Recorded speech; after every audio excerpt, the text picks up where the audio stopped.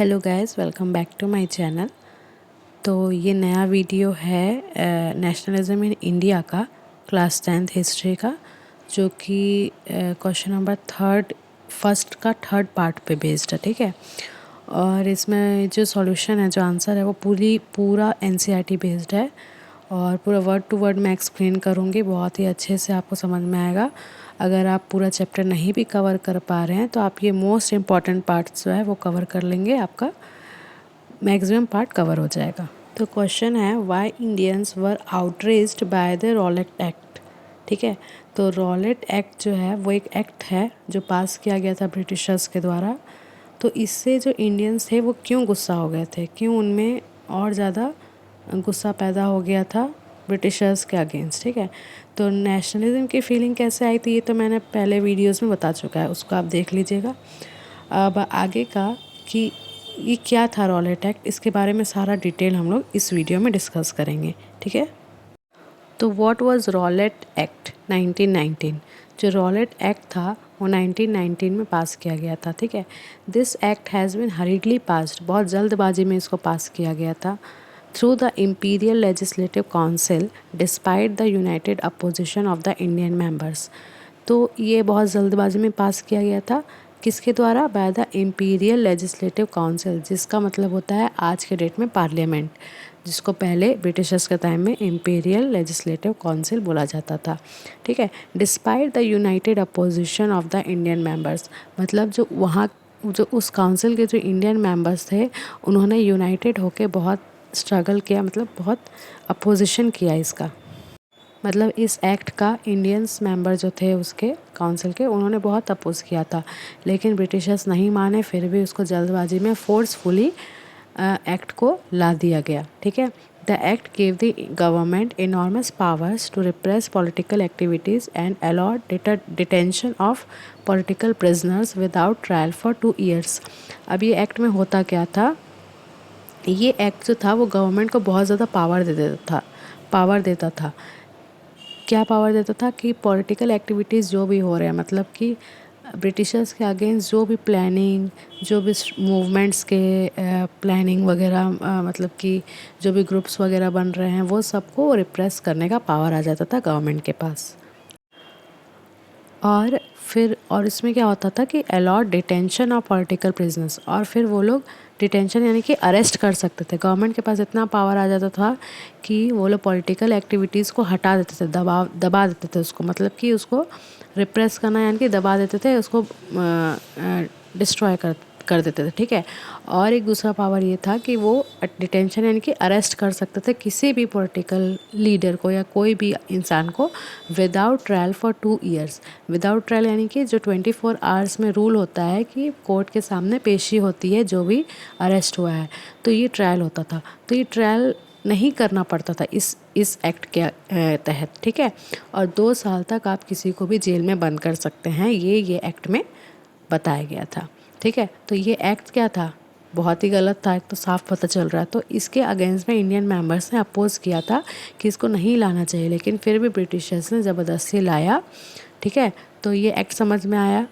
इसमें क्या था, गवर्नमेंट को पावर मिल जाता था जो पॉलिटिकल एक्टिविटीज़ को रिप्रेस कर देते थे, और डिटेंशन अलाउड हो गया था, यानी कि अरेस्ट कर सकते थे विदाउट ट्रायल फॉर 2 years।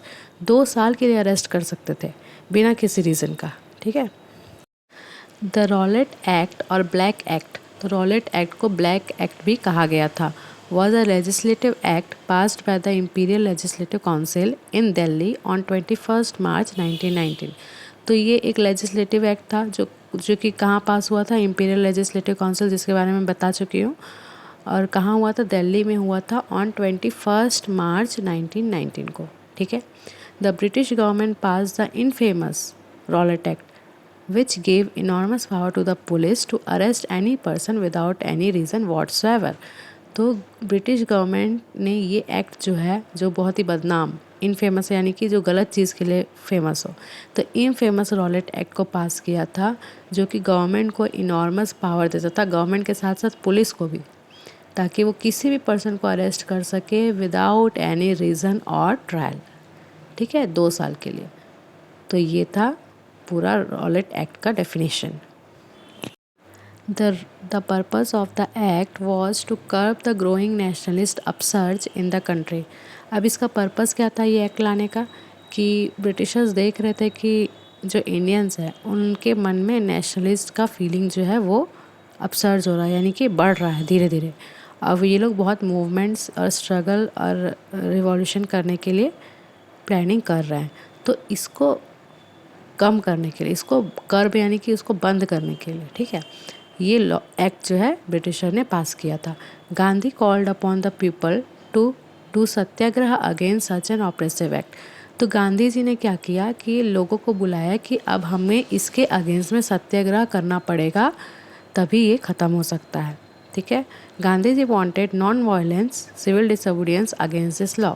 तो गांधी जी का ये प्लानिंग था कि वो नॉन वायलेंट होकर, यानी कि पूरा पीसफुली सिविल डिसोबीडियंस मूवमेंट करेंगे, यानी कि सिविल डिसोबीडियंस यानी कि ये लॉ को डिसोबे करना, ओबे नहीं करना, डिसोबे करना, ठीक है। तो सिविल डिसोबीडियंस करेंगे इस लॉ के अगेंस्ट में, which would start with a हड़ताल, जो कि हड़ताल से चालू होगा 6 अप्रैल 1919 को। तो ये गांधी जी का प्लानिंग था।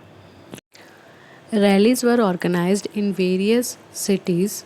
Workers went on strike in railway workshops and shops closed down. तो इस जो हड़ताल किए थे इसमें क्या क्या हुआ था, रैलीज निकाली गई थी, ठीक है, और वर्कर्स जो थे वो स्ट्राइक पे चले गए थे, रेलवे वर्कर्स, और शॉप्स जो है वो बंद कर दिए गए थे, ठीक है। तो ये सब चीज़ ये लोग पीसफुली प्रोटेस्ट कर रहे थे।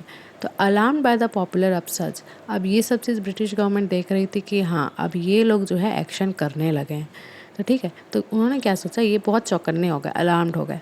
British administration decided to clamp down on the nationalist.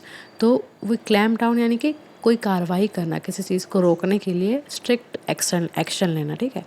तो ब्रिटिश एडमिनिस्ट्रेशन ने क्या किया कि अब हम लोग को कुछ ना कुछ एक्शन लेना पड़ेगा। तो local leaders were picked up, तो उन्होंने क्या किया, लोकल लीडर्स को उठाना चालू किया, ठीक है, फ्रॉम अमृतसर से उठाए। And Mahatma Gandhi was bad from entering Delhi, और महात्मा गांधी को दिल्ली एंटर करने से रोका गया, ठीक है। तो इन्होंने ये सब चीज़ किया, लीडर्स को उठाने लगे और महात्मा गांधी को रोके दिल्ली आने से, ठीक है। फिर क्या हुआ, 10 अप्रैल को क्या हुआ, the police in Amritsar fired upon the peaceful procession.